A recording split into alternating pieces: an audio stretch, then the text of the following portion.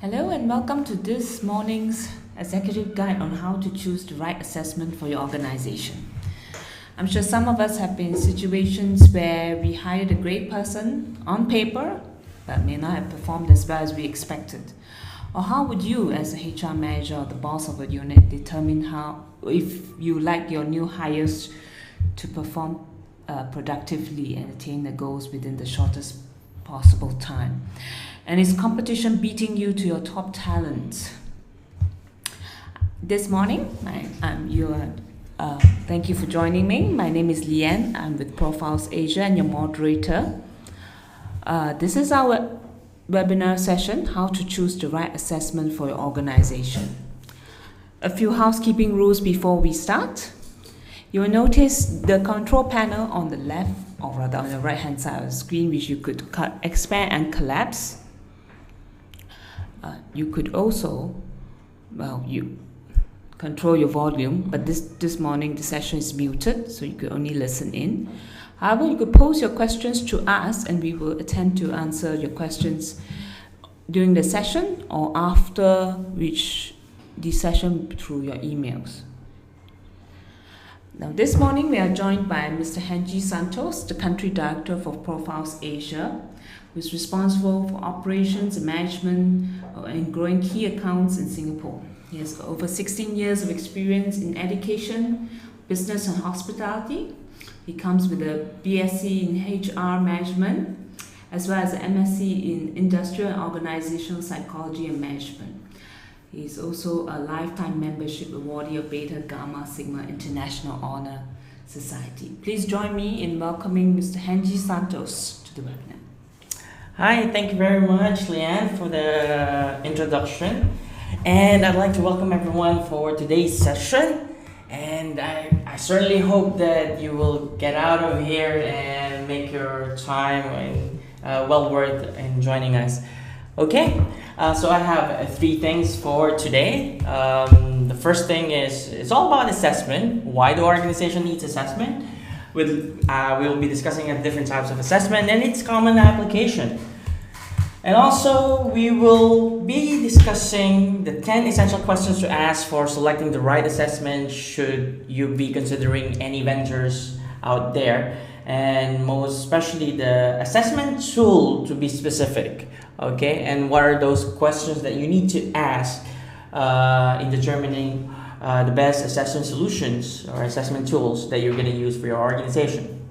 And lastly is we would like to discuss the key benefits of using assessment and what are the different ROIs. And please do stand by for some surprise giveaway at the end of this session. So, all about assessment, three things.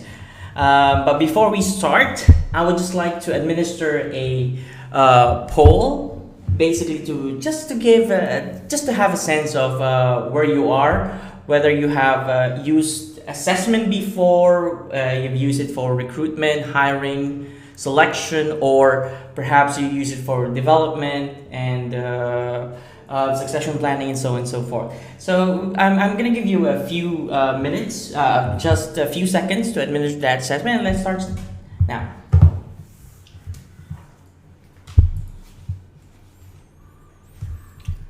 Okay, great. There's over 86% of you who have voted. Wow, that's very interesting. 40% of you have used it for hiring and selection, and 20% of you have used it for succession planning, and the rest is you've used it for development purposes. But interestingly, there's a big proportion of you have not used assessment before. So yeah, so that's great. So hopefully we could be able to enlighten you with some of those things if you're considering assessment. Well, today's crazy busy CEOs and executives are faced with greater and tougher and more challenges every day. And given these tough challenges, organization needs their leaders, their managers, and their people aligned and working together at the highest level of performance. And today, more than ever, great talent has become a scarce resource in many organizations. But we also know that personal costs are among the largest budget line items. But yet, we see every day that people are being hired and deployed in job positions with little or no thought and helping managers understand how these employees work or whether they are a good fit in an organization. Well, I couldn't be able to blame many, but other than that, let's look at some of the factors that inhibit managers and leaders from acquiring the right and enough information in order to mitigate all this. First thing is that employees have a tendency to embellish their qualifications. And according to the Society of Human Resource Management, 53% of resumes they have reviewed contained false information. And others who don't embellish their resumes may lie during an interview. True enough, that the workplace is full of people vying either to get hired or to get promoted to the next level. And it is very important that in the game of relatively high stakes, many people will ignore the risk of lying in order to compete for such positions. But despite all this, most of the hiring decisions are still done in the first 4.3 minutes of the interview without having to fully understand what the employees can do or how they will do the job, or are they truly willing to do the job in the long run. And this is what I call instinctive hiring decisions, or simply put it as hiring by gut feel. But as a consequences of this traditional approach, organizations end up losing an equivalent of 30% of the annual salary as a result of bad hiring decisions. And to illustrate the point, let's look at some of the shocking HR statistics on cost of turnover. It takes about $11,000 to replace a salaried employees, and more than $50,000 for mid-level employees, and as much as $250,000 for a senior level executive. And this is the amount of dollars going down the drain for every bad hiring decisions, and of course the turnover of especially key positions in the organization. And guess what? This sort of things, our CFO does not measure such stuffs. Neither the HR does, in most of our experiences. Because what they are interested, the CFO are especially interested is our payroll on target, is our compensation and benefit on target. And sad to say, HR failed to communicate this to executives, and they are still busy collecting anecdotal evidences of their talent management practices. So, as one of the most renowned management gurus said, chances are good that up to 66% of your company's hiring decision will prove to be mistakes in the first 12 months. Now, I would like you to think about the cost of your last hire. Think about the salary and benefit cost. There's also a cost of advertising for the job, the investment in training, and the price of getting a new worker up to speed.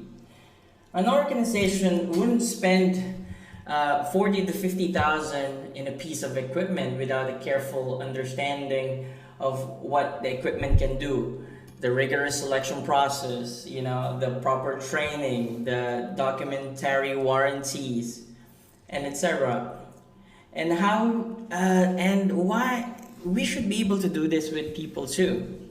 So sometimes we think, wouldn't it be nice and great if an employee came with an instructional or operating manual for people? Another thing that I'd like to mention is that manager has a tendency to filter and scrub employee performance. Now let me share with you a story. Of course, for the interest of confidentiality, this true story I'd like to share is based on the people that I know dearly, but the names would have been changed, definitely has been changed. But this is a real story. The first is Alfred Go. He has completed his MBA and graduated top of his class. He did it while working as a full-time senior executive role. Now, what happened was his boss was threatened that he could take over his position, and he ended up, the boss ended up shutting all his ideas and new initiatives. And 3 months down the road, Alfred called it quits. The next story is about Wendy. She has been the top sales performer for the past 3 years, and unfortunately, she was denied the promotion twice. Bumped into her last week, in one of our, as we call her in Singapore, hawker centers, or the food establishment, the fast food establishments. And she introduced me to her companion, which was the CEO of her previous company's biggest competitor. And she also shared with me that she left her previous job along with a client worth an estimated $12 million, for the next 1 year alone. Now, this story I shared about Alfred and Wendy, does this sound familiar to anyone of you who's listening in the audience or attended this session? Now, people are just plain too difficult to read.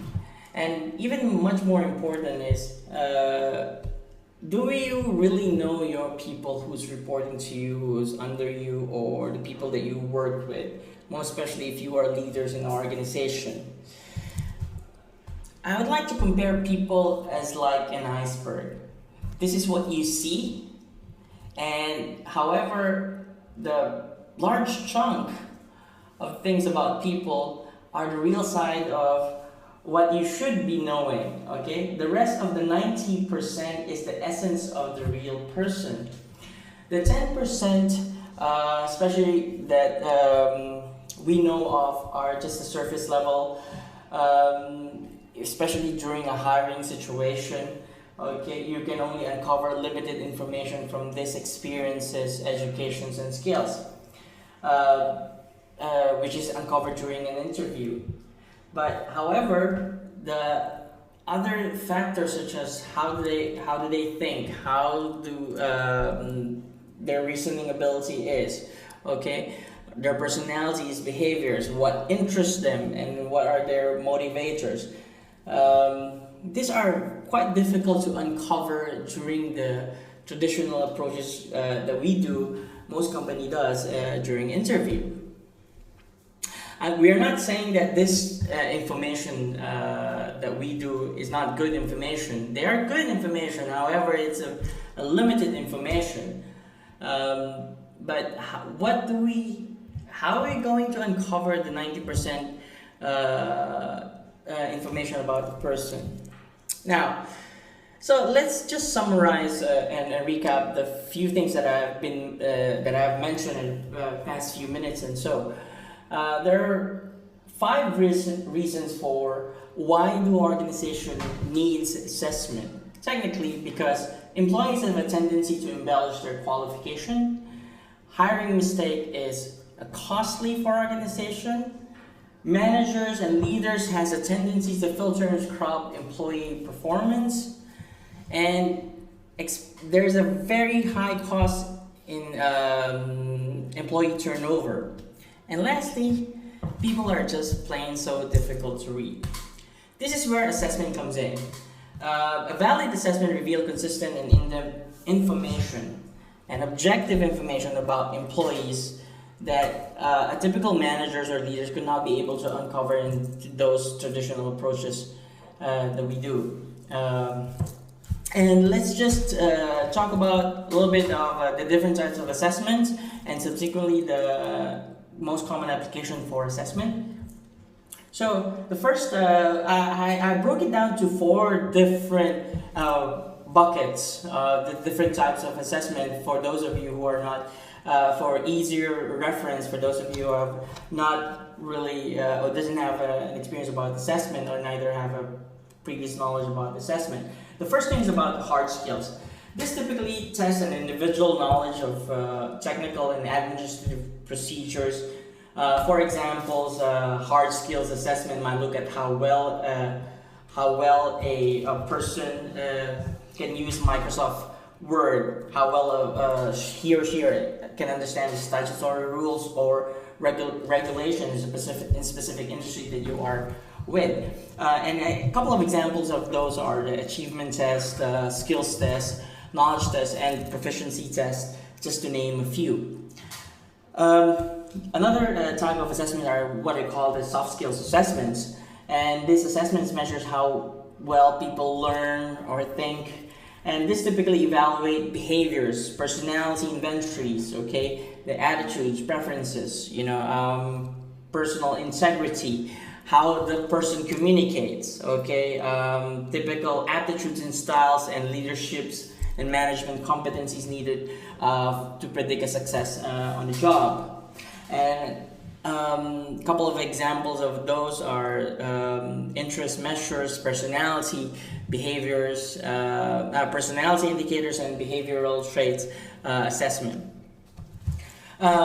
For the third one is the job performance. This typically come in different types. One of the most famous are the 180 degrees assessment, which involves feedback from oneself and the direct reports.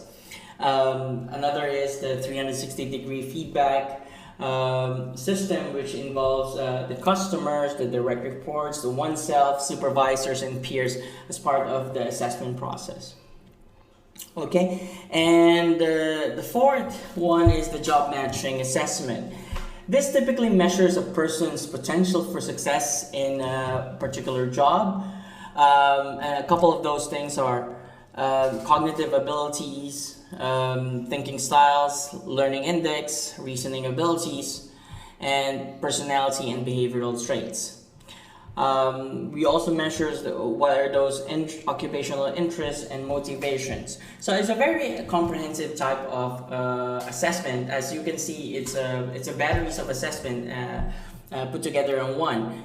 And what the professional does is, upon getting this information, you compare it against the top performers in your organizations or businesses. So in order for you to replicate those top performance that you have and have a measure of the predictive success in a particular job, in a particular division or business units in your organization. Excuse me. So, common applications of assessments are typically used in the whole employee life cycle. First one being is they could be used for hiring and selection. Good pre-hire assessment will quickly screen out applicants who lacks the fundamental qualifications and behaviors the employers are seeking. Some skills assessment fall into this category, as do assessments that provide insights into applicants' work ethics, reliability, propensity for substance abuse, and attitudes towards thefts. Assessment could also be used for onboarding. Okay, onboarding, when an employer has more insights into the capabilities and behaviors of candidates selected, the organization can be better prepare the employee and manager to work together. Just like for an example, employee might respond better to a certain communication and management styles. He or she might have a particular strengths or weaknesses that the manager must be prepared to proactively address those. And when a manager has this sort of information, he or she can usually ramp up the employee to be more productive faster and be able to navigate during the early stages of the employment, in which the employee can build those confidence and sustains his or her enthusiasm for her job and for the bosses and the employer as well. Assessment can also be used for performance management and leadership and manager development. And we all know that the most successful managers can adopt their style in order to unlock the full potential of each of their employees or direct reports. Employee assessment can help the managers understand both his or her own core behaviors and capabilities, as well as those of his employees. Assessment can also help out in terms of optimizing the training and learning investment, okay, for organization. So you could rest assured that using assessment could allow you to have even more targeted areas and be able to measure the return on investment in terms of a particular training and learning investment for the organization. As for succession and strategic workforce planning, assessment can also be used and it could play a very powerful role in strategic workforce and succession planning by giving an organization a common language and the process for evaluating and discussing current and future talent needs. Okay, it helps you understand the bench strength of the organization. It could help you identify the high potential employees and build efficient pipeline for whoever is going to be who's going to be leading the organization in the long run. Okay, and assessment can help organizations successfully navigate during mergers and acquisitions, during reorganization or restructuring. They can help select the people who will best serve the needs of the organization, and by helping them move forward in a manner that minimizes disruptions and maximizes the success. Most importantly, objectivity is very valuable during the times of upheaval and change. So I've just mentioned a couple of those common applications of assessment that could be used throughout the employee life cycles. Okay, and that's the first thing that I would like to share with you today. We've discussed why the organization needs assessment, different types and common applications of assessment. So before we move into our second part of this presentation, we would like to answer first a couple of questions. Leanne? Yeah. Okay. I think we will just answer one before we go on to the second part of the presentation. What's the difference between tests and assessments? Right. Thank you for that. And that's coming from Belgium. Okay. Right. Technically, assessment and tests. Well, I'd like to answer first the test. Test is there's a pass or fail, okay? Whereas for assessment, it's a continuum, okay? It's a matter of you are being, if the scale is 1 to 5, if you're measuring a person being good in reasoning abilities, okay, or tendency. Tendency to to have a positive attitude towards people. There's no right and wrong in terms of the assessment. It's just a matter of a continuum as compared to the test. Now, another let me make that a little bit more clearer. Is a test measures somebody's like for instance ability or personality, but it's a self-standing type, so it's just one tool. Whereas for assessment, it's a systematic way of knowing a person. It's a batteries of assessment or assessment tool that will help you make a better decision towards career or employment related decisions for an individual. Okay, so that's the two main differentiating thing about test and assessment. And I think I will be discussing some of this in the later part of our segment, so you could have a better understanding in terms of using assessment and what's the difference between test and assessment. So yeah. All right, well, thank you very much. That was a great question. So I will be joined by our moderator for the second part of our session. Okay, So I will. So Leanne will be joining me just to make this a little bit more interesting for everyone of us. Okay. All right. So let's get started with the 10 essential questions for selecting the right assessment for your organization. All right. So what's the first question that we're going to ask is, what's the purpose of this assessment tool to a company's objectives? It is the very first question that you must ask in choosing the assessment. It's the core question you must ask yourself or your peers or your team. Why do we need an assessment? Assessment instrument, like other tools, are helpful when used properly, but they can also be useless, harmful, or illegal when used inappropriately. Often inappropriate use of assessment results from not having a clear understanding of what you want to measure and why you want to measure it. So as an employer, you must first be clear about what you want to accomplish with your assessment program in order to select the proper tools to achieve those goals. As an example, where do I need to use it? Is it for hiring and selection, placement, completion of training and development programs? So those are the things that you might want to consider first. Your assessment strategies should be based on both an understanding of the kind of employment decisions to be made and the populations to be assessed. So that is the very first thing that you would want to consider when choosing a specific assessment tool. Okay.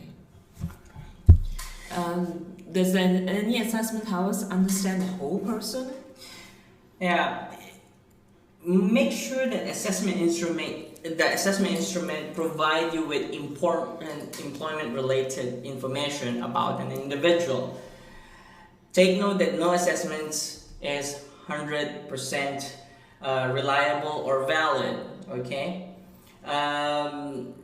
All are subject to errors, both in measuring job-relevant characteristic and in predicting job performance.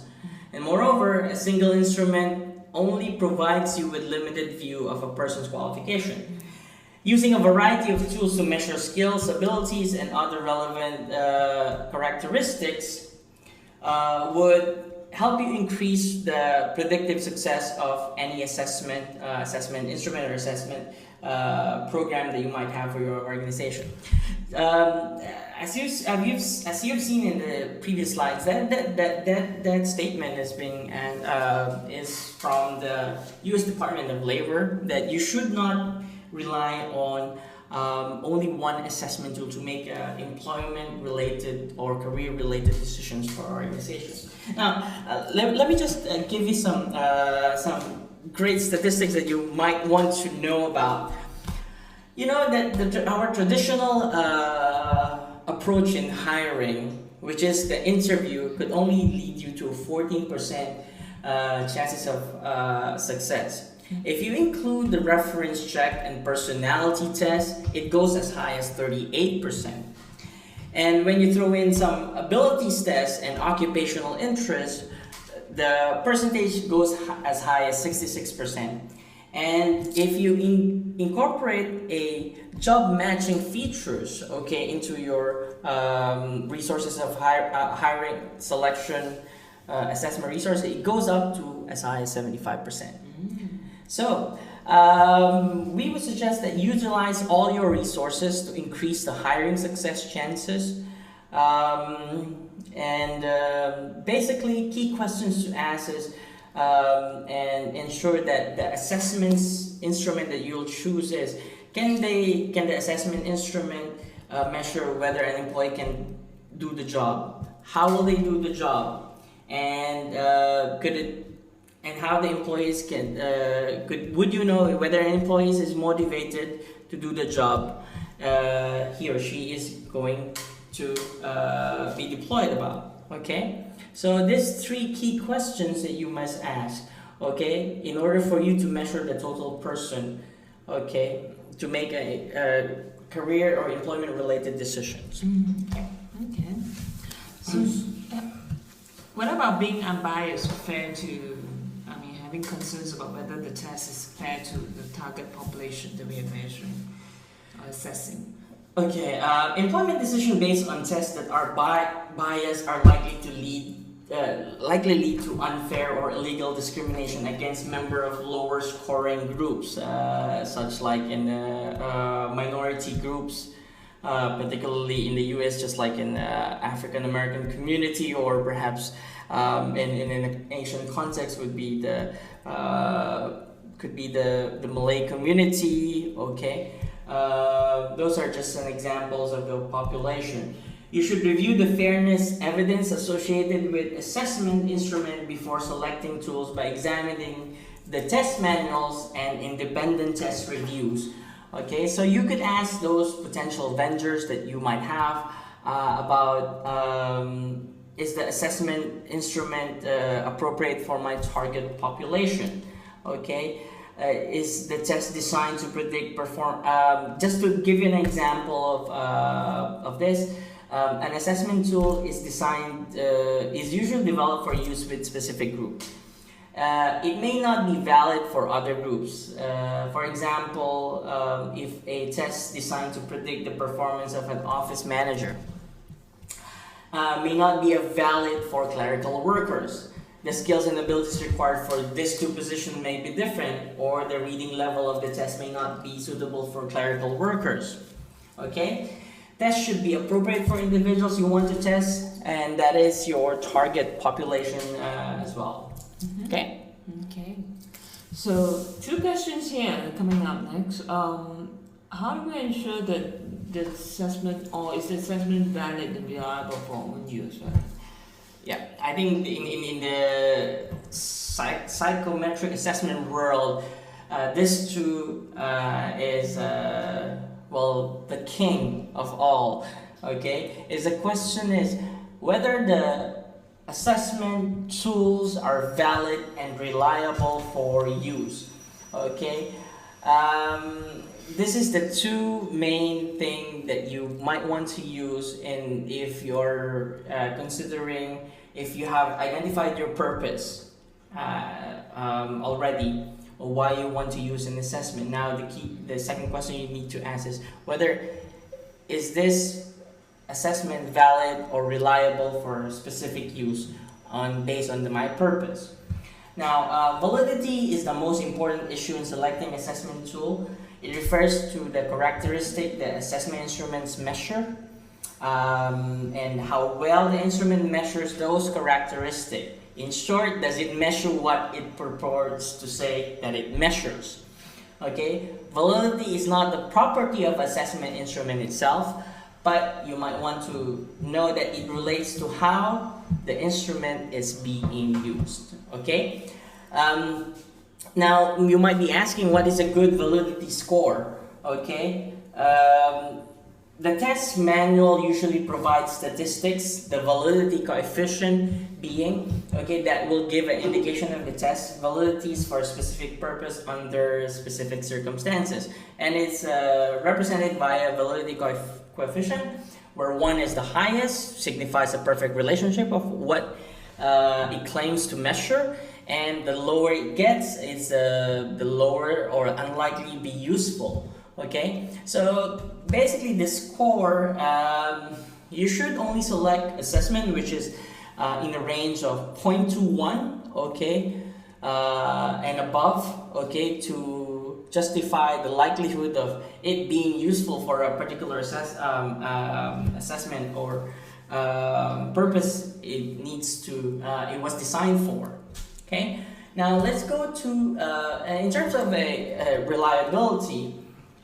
Reliability, it goes the same for the assessment. What's a good reliability score? It goes via reliability coefficient, where one signals perfect reliability, and the other end of the spectrum is as it goes lower, the chances are it is less likely to be useful or consistent. Okay.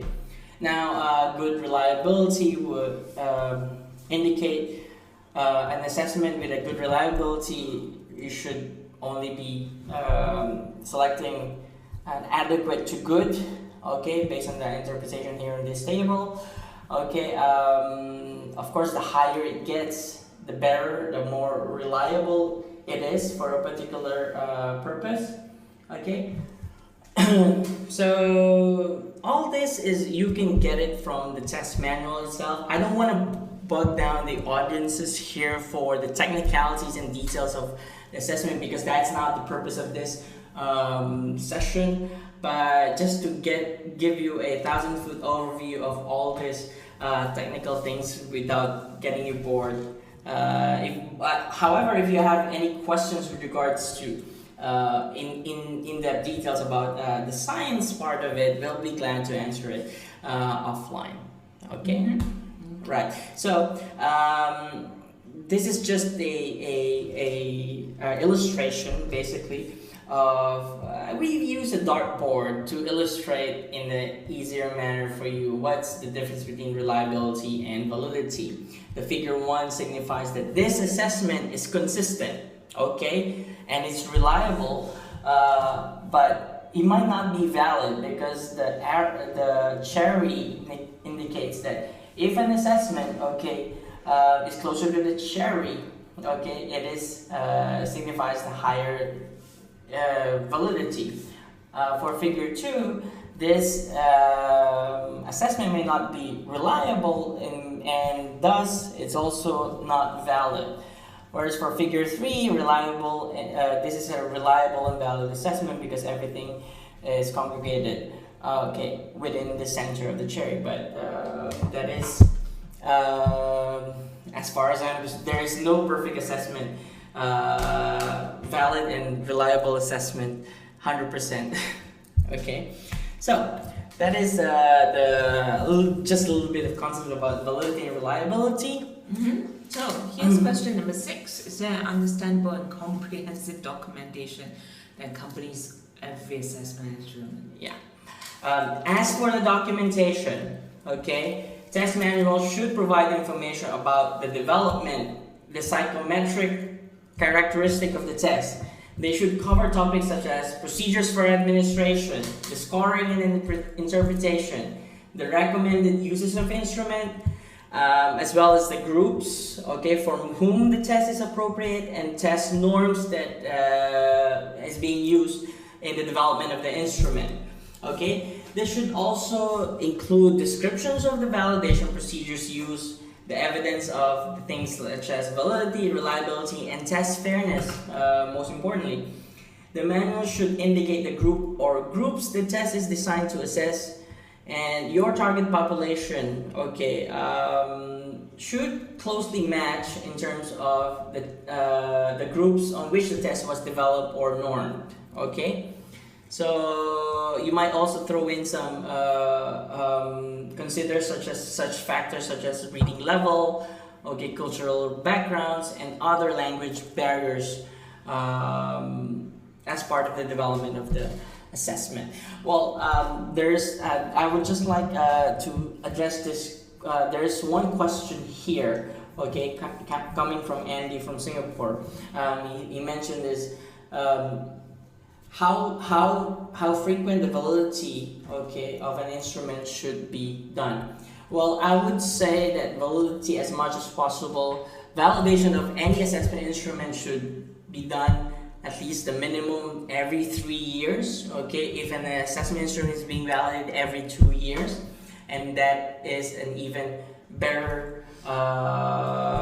That's even better. So. Yeah, so in the range of 2 to 3 years, there should be a validation. So you can ensure that whatever is the norms or changes or predictive validity of that information or the groups that was used is you're getting it the current and the most relevant information out there.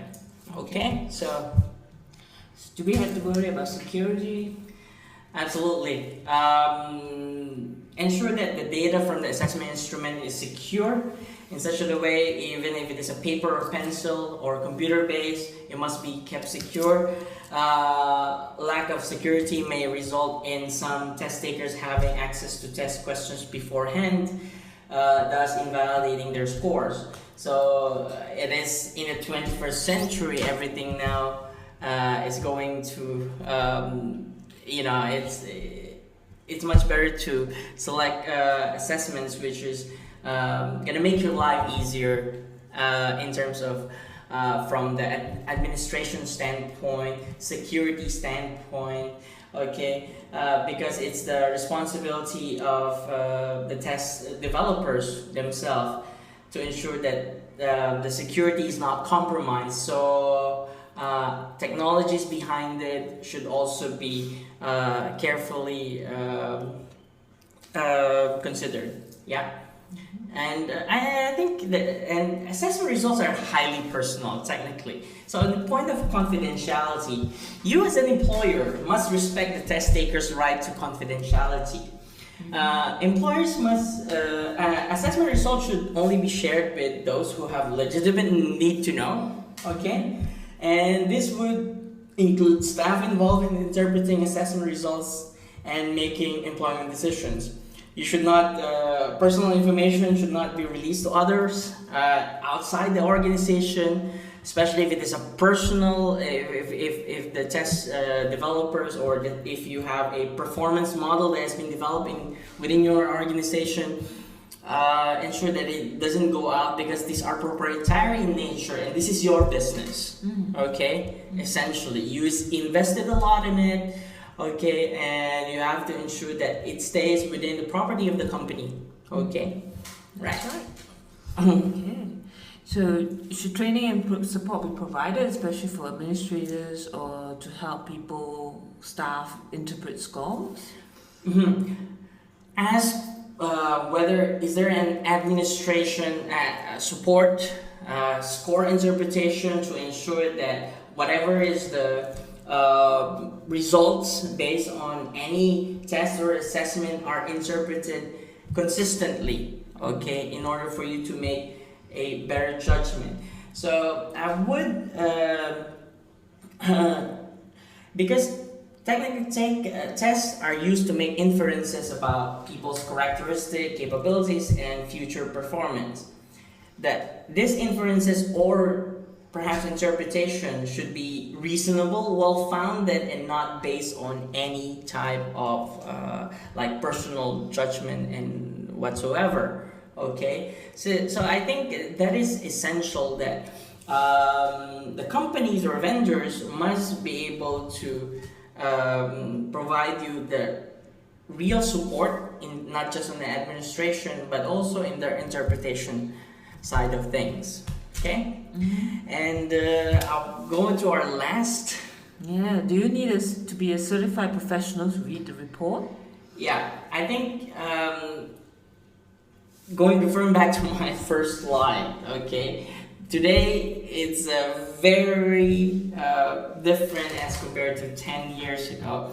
It's been very noisy out there. We have been crazy busy in all our dealings, most especially with a very volatile economy everywhere in the world. Assessment should be able to help you out, okay, to make better decisions, okay, people-related decisions. Hence, information, okay, should be easily understood, okay, by managers and leaders who's going to be using it. There's quite a number of assessments which requires expensive certification, okay, in order for you to just use it or interpret it. But that defeats the purpose because as these types of assessments might have a clinical side into it, and it's not really made for business as the very first point of thinking during when it was developed. Ensure that the assessment, okay, that you'll be selecting is made for business.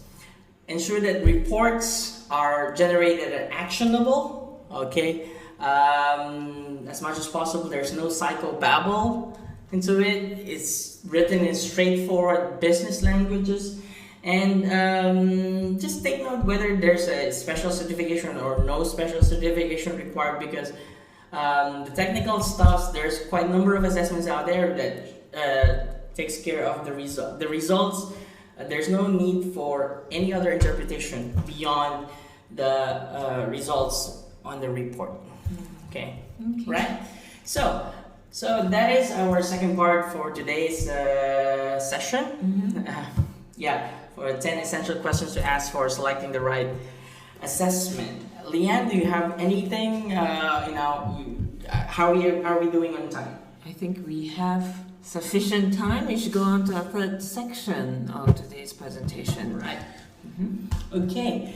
Right. So there's. I guess we have time for questions. Basically, I think we will address. We will just have the question and answer a little bit later at the end of the presentation. Okay, shall we? Yes. All right. So, benefits of assessment. Okay, what's the ROI? In the most recent Aberdeen Group research, which is the Human Capital Management Trends, they have reported that as organizations using assessment saw an average increase on all these 5 key indicators. First is there's an increase of greater goal achievement, better quality of hire, an improvement, 2 times improvement in cost per hire, and 28% both higher satisfaction in terms of engagement of employees and satisfaction of employees. And these are the results from best-in-class companies. And for your information, who determines this best-in-class organization, best-in-class companies? Organizations like Gartner, Burson Associates, Aberdeen Group is one of those, and they do and how they do their benchmarking performance is they would develop a best-in-class group where they will compare performance against this best-in-class group in indicators of success in terms of their talent management practices and in terms of their return on investment and productivity and profitability of the organization who have participated in that studies. Okay, so this result sort of echoes our value proposition to our clients, technically, for the usage of assessment, and I think this is a very relevant and a very important business indicators, in terms of talent ROI, in terms of our talent investment, right? In terms of succession planning, in terms of customer retention and customer satisfaction, organization which has a ready organization using assessment has a 2 times better customer satisfaction and reported 2 times customer retention and 3 times customer satisfaction. And these best-in-class companies are twice more likely to provide managers with access to relevant talent data compared to the laggard ones or the underperforming companies. So in all essence, to summarize this, these are some of the benefits of assessment. It could help you select most likely people to succeed on the job. It could help you accelerate onboarding. And if you'd like to clone and retain your top performers, best-in-class talents in your organization, it could help you optimize your talent management investment and human capital investment, and also help you identify and lead high potential who will fill in the pipeline of your leadership in your organization. All in all, it could lead you to over 10 times return on investment, and it could help you reduce employee turnover and decrease your workplace conflict, help you increase your sales performance, job satisfaction, and overall workforce capability, productivity, and agility of your organization. Okay, so that's just some of those benefits and return on investment that that is potentially may or may not be in your market list at this point, but we certainly hope that this has given you some of the ideas of the potential return on investment for using assessment. Okay, so that concludes our session for today. But let me just close it up. If your organization is like your most valuable asset is your people. You should invest a lot in them, and they give back a lot. Remember, they're the company's public face and the lifeblood.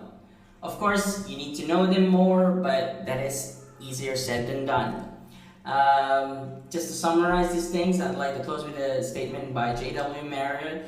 Okay, in any organization, leaders must put the right person in the right job, provide them the environment where they could be able to advance, train and motivate them, and your company will grow and prosper.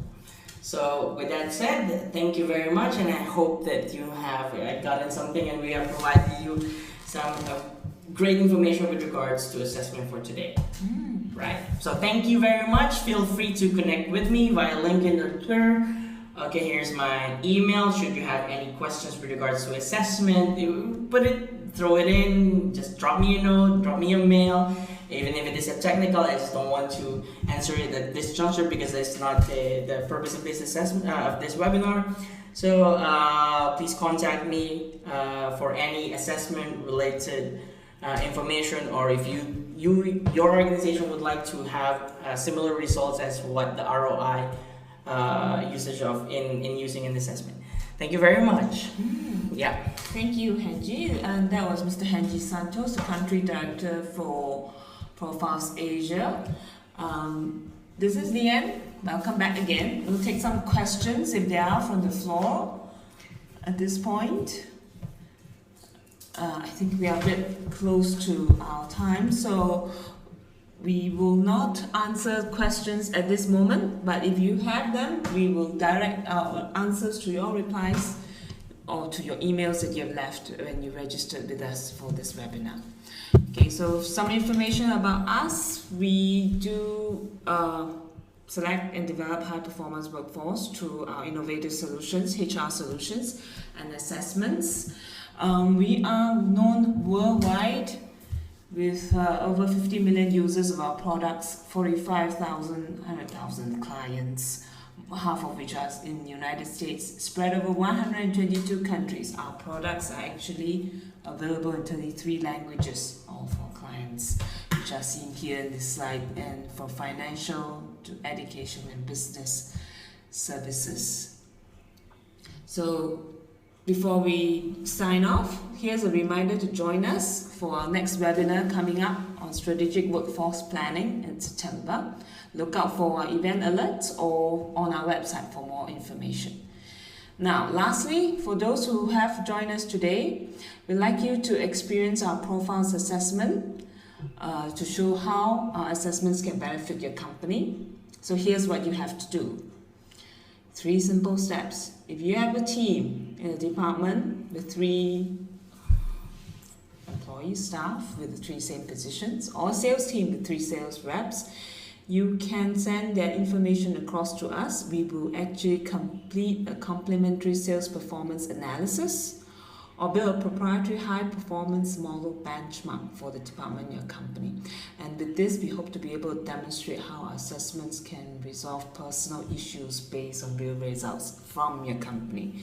So you can click here on the slide, or simply give us a call or drop us an email, and we will be able to respond to you at the earliest opportunity with our assessment tools. So here's our contact details again and our website address.